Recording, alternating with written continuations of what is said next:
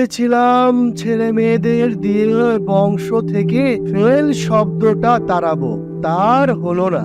কেন ভাই? আর বলবেন না ভাই, আমাদের বংশের সবার সঙ্গে ফেল শব্দটা জড়িয়ে আছে। কেমন করে?